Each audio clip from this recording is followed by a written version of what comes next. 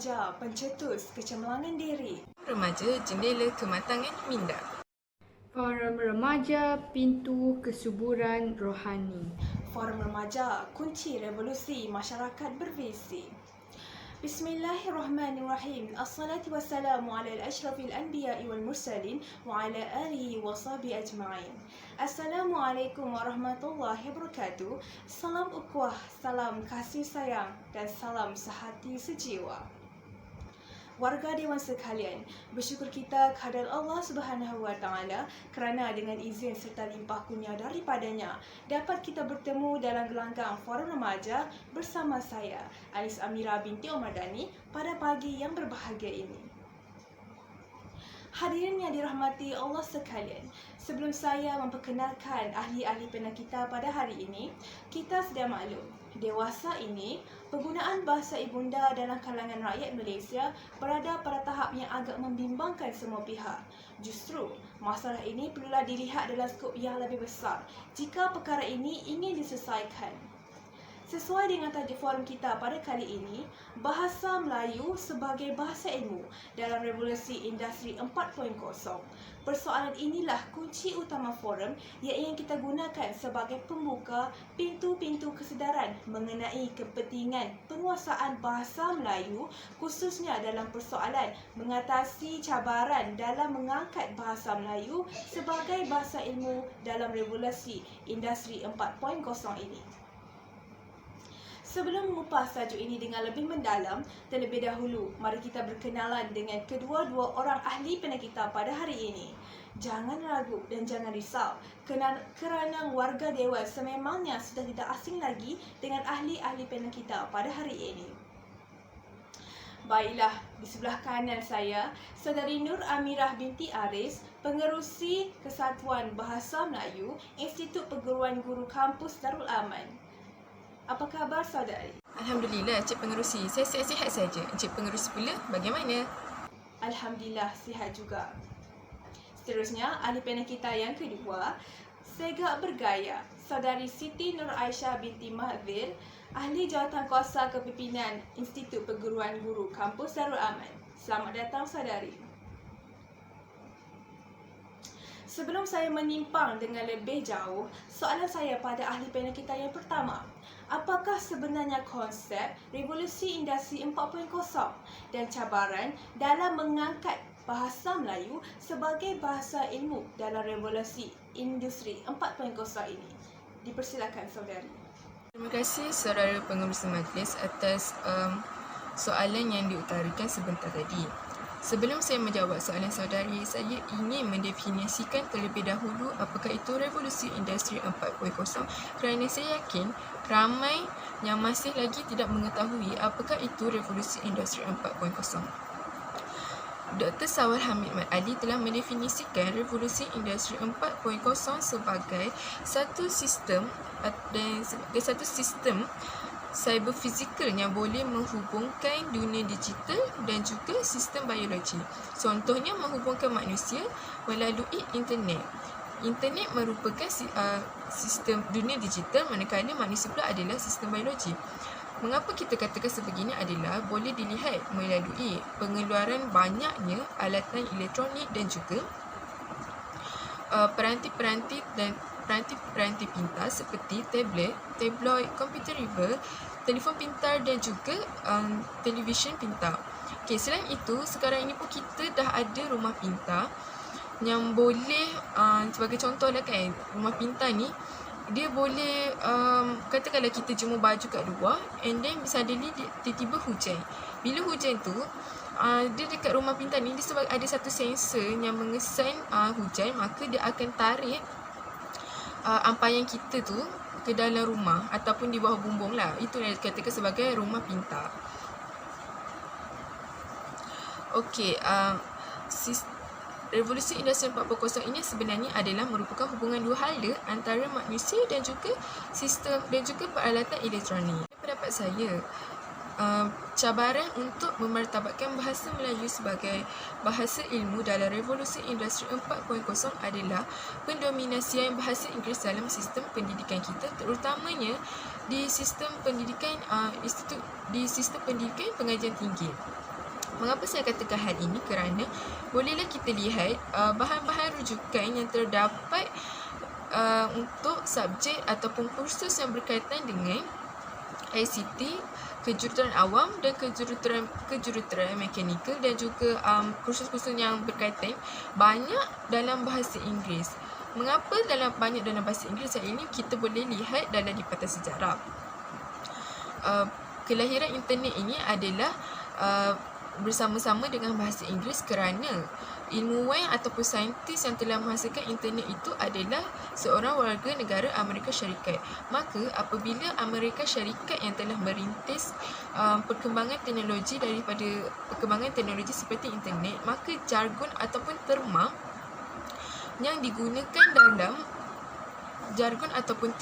digunakan dalam bahan ini adalah dalam bahasa Inggeris. Maka mahu tidak mahu, pelajar terpaksa juga mempelajari subjek ini ataupun kursus ini dalam bahasa Inggeris, utamanya jargon dan terma yang digunakan. Perkara ini bukanlah sesuatu masalah, tetapi kita boleh lihat senario di Malaysia. Rakyat Malaysia sendiri mengagungkan bahasa Inggeris berbanding daripada bahasa Melayu. Malahan juga kualiti penutur bahasa Melayu itu sendiri, iaitu kaum Melayu, kualiti mereka untuk bertutur dalam bahasa Melayu semakin menurun. Hal ini kerana mereka terlalu menggunakan bahasa Inggeris dalam kehidupan seharian mereka. Rakyat Malaysia sendiri telah mengatakan bahawa bahasa Melayu ini tidak relevan ataupun tidak efektif untuk digunakan dalam sistem pendidikan kita. Baiklah, kenyataan ini sebenarnya sangat menyedihkan kerana dikeluarkan sendiri oleh rakyat Malaysia yang sepatutnya bangga akan bahasa Melayu sebagai bahasa kebangsaan mereka. Terima kasih kepada saudari Amira atas lontaran konsep yang utuh lagi berisi. Sebentar tadi, ahli panel pertama ada menyatakan bahawa penggunaan bahasa ibunda dalam sesebuah bangsa perlu bergerak seiring bagi memastikan hasrat untuk mengangkat dan memartabatkan bahasa Melayu sebagai bahasa ilmu dalam revolusi industri 4.0 dapat dicapai. Ia boleh dikatakan sebagai irama dan lagu, iaitu tidak sempurna sesuatu bangsa tanpa bahasa, dan tanpa bangsa sesuatu bahasa itu tidak dapat dibentuk. Justru, saya ingin menanyakan soalan seterusnya kepada ahli panel kita yang kedua. Apakah cabaran lain yang boleh dikenalpasti sebagai penghalang dalam menjadikan bahasa Melayu sebagai bahasa ilmu dalam revolusi industri 4.0 ini? Silakan saudari. Seperti yang diperkatakan oleh panel pertama kita sebentar tadi, penggunaan bahasa Inggeris semakin meluas sehingga mengetepikan dan melemahkan kedudukan bahasa Melayu di negara kita. Kesan daripada perkara ini telah timbul anggapan bahawa bahasa Melayu tidak mampu dan tiada tempat lagi dalam negara yang sedang membangun ini. Hal ini secara tidak langsung telah menyebabkan kebanyakan daripada kita beranggapan bahawa kemajuan bangsa hanya dapat dicapai dengan bahasa Inggeris sahaja.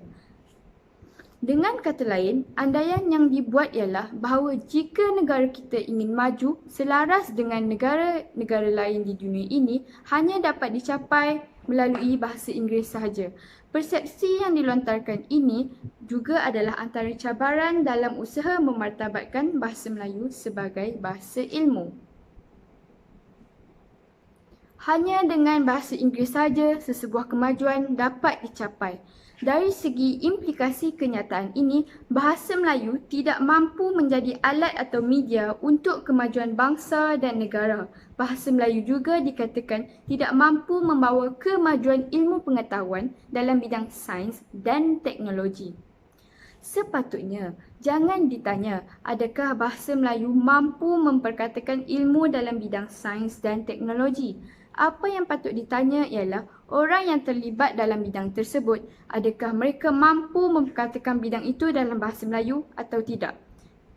Walaupun sebahagian ilmu pengetahuan dalam bidang sains dan teknologi ditulis dalam bahasa Inggeris, tetapi sistem pendidikan kita mengandaikan bahawa lulusannya, terutamanya yang lulus pada peringkat ijazah, mestilah menguasai bahasa Melayu dan bahasa Inggeris dengan baik. Oleh itu, mereka sepatutnya menimba ilmu melalui bahasa Inggeris dan bahasa Melayu dan kemudiannya menyalurkan ilmu sains dan teknologi tersebut kepada rakyat Malaysia yang tinggal di pelosok rantau dan desa yang hanya memahami dan bertutur bahasa Melayu. Hakikat yang tidak dinafikan ialah anggapan yang mengatakan bahawa negara kita akan maju jika mengamalkan dasar bahasa Inggeris adalah anggapan yang kurang tepat. Sebenarnya, faktor yang membawa sesebuah kemajuan dalam negara itu bukanlah terletak pada bahasa yang dikuasai oleh rakyatnya, tetapi ilmu pengetahuan itu sendiri. Sebagai contoh, kejayaan negara maju iaitu negara di Eropah, Amerika Syarikat dan beberapa buah negara di kawasan timur seperti Jepun dan Korea adalah berdasarkan kemajuan ilmu pengetahuan dalam bidang sains dan teknologi. Justru pendapat yang mengatakan kemampuan bertutur dalam bahasa Inggeris merupakan tali ukur kemajuan sesebuah negara adalah tidak relevan sama sekali. Terima kasih kepada saudari Aisyah atas pandangan yang amat benar sebentar tadi. Sekarang sudah terang lagi bersulu bahawa sebenarnya tanggapan mengenai penguasaan bahasa Inggeris dalam kalangan rakyat Malaysia mampu meningkatkan kemajuan negara kita adalah meleset sama sekali. Bahkan perkara ini mampu melemahkan dan menggugat kedudukan bahasa Melayu sebagai bahasa ibunda kita itu sendiri.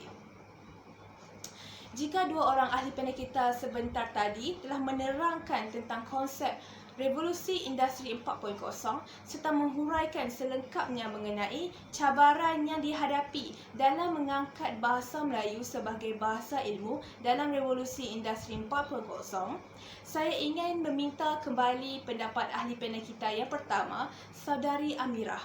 Apakah langkah yang boleh diambil dalam menghadapi cabaran-cabaran yang dinyatakan? Silakan saudari. Terima kasih saudari atas soalan yang telah diutarakan. Baiklah, saudari telah bertanya apakah langkah yang patutnya diambil oleh kita untuk memartabatkan bahasa Melayu sebagai bahasa ilmu dalam Revolusi Industri 4.0. Pada pendapat saya, langkah yang paling utama adalah menggalakkan doktor-doktor falsafah di Malaysia untuk menghasilkan bahan ilmiah ataupun bahan rujukan dalam bahasa Melayu. Okey, seperti kita tak ketahui, di Malaysia ini ramai sekali doktor falsafah yang amat mahir dan juga mempunyai ilmu pengetahuan yang tinggi dalam bidang khusus mereka masing-masing.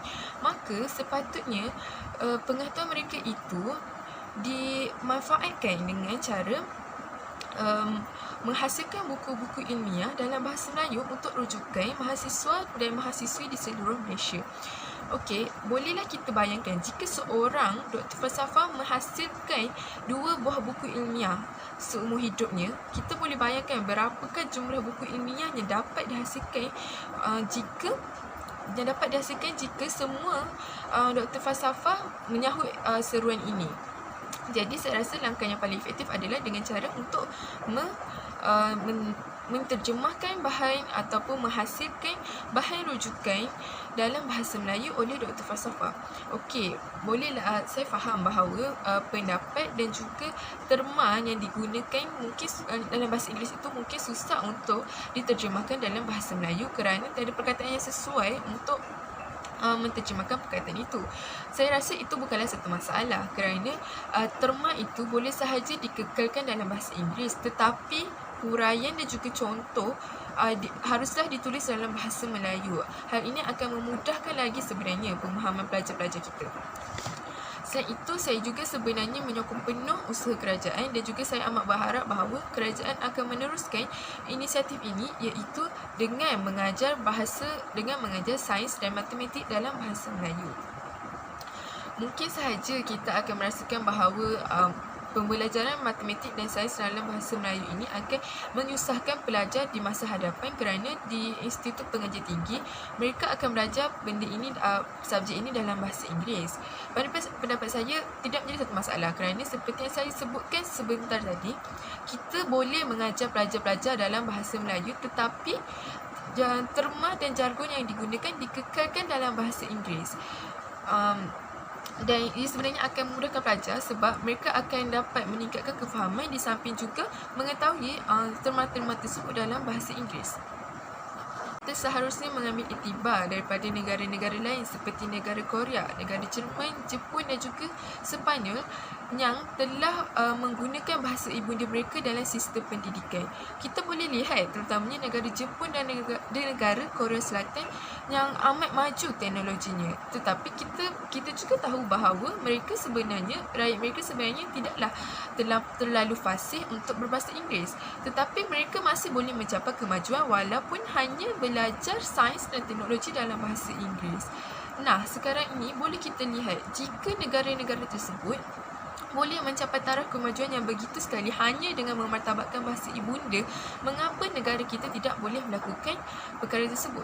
Pada awal hal juga, kita boleh lihat bahawa negara-negara seperti Korea Selatan, Jepun ini menggunakan bahasa mereka dalam urusan rasmi dan juga apabila mereka menghadiri conference yang melibatkan semua negara, mereka tidak bersusah payah untuk bertutur dalam bahasa Inggeris, tapi mereka terus sahaja bertutur dalam bahasa ibunda mereka. Dan sebenarnya hal ini menunjukkan bahawa betapa mereka menyanjung bahasa ibunda mereka. Jadi sebenarnya terdapat satu persoalan, jika negara lain boleh buat dan mereka juga telah berjaya mencapai kemajuan itu, mengapa negara kita Malaysia yang mempunyai banyak potensi dan juga negara kita ni punya banyak kekayaan, maka kita boleh sahaja mengakses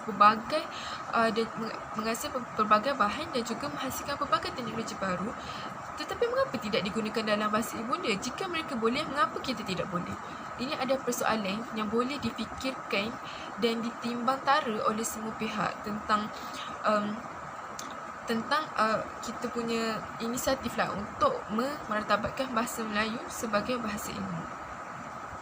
Sungguh intelektual pemikiran ahli panel kita yang pertama sebentar tadi. Memang tidak dapat disangka lagi, penerbitan buku dan rujukan dalam bahasa ibunda tersendiri dapat meningkatkan jumlah akses informasi dalam bahasa tersebut kepada pelajar.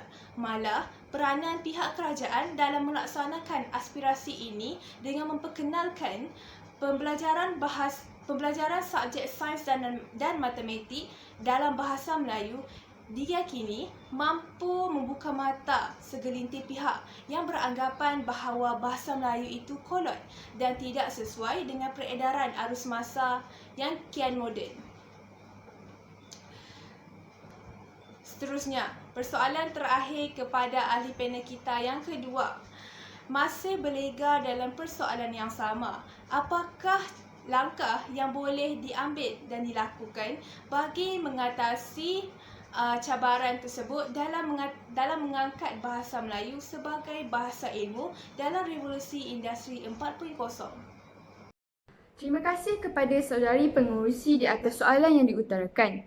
Baiklah, berbalik kepada cabaran yang saya nyatakan sebentar tadi. Persepsi yang mengatakan bahawa bahasa Inggeris merupakan jalan kemajuan kepada sesebuah negara.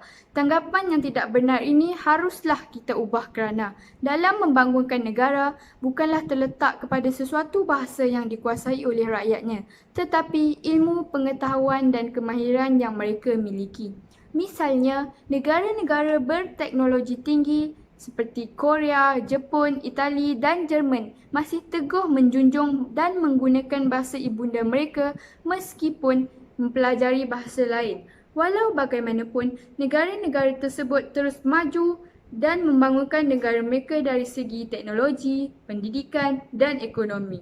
Jika bangsa lain boleh maju dengan bahasa ibundanya sendiri, mengapa pula Malaysia tidak boleh maju dengan bahasa ibunda kita? Oleh itu, pelbagai pihak harus memainkan peranan masing-masing dalam menyemai sikap cinta akan bahasa Melayu dalam kalangan rakyat. Sebagai contoh, ibu bapa haruslah mendidik anak mereka sejak dari kecil lagi bagai melentur buluh dari rebungnya dalam menggunakan bahasa Melayu dalam percakapan seharian. Melihat pada zaman modernisasi ini, kebanyakan ibu bapa, khususnya yang tinggal di kota raya, lebih selesa dan membiasakan diri mereka bertutur dalam bahasa Inggeris dengan anak-anak sehingga sesetengah daripada anak-anak mereka tidak fasih berkomunikasi dalam bahasa Melayu. Tindakan ini sahaja sudah membuktikan kedudukan bahasa Inggeris adalah lebih penting berbanding bahasa ibunda itu sendiri.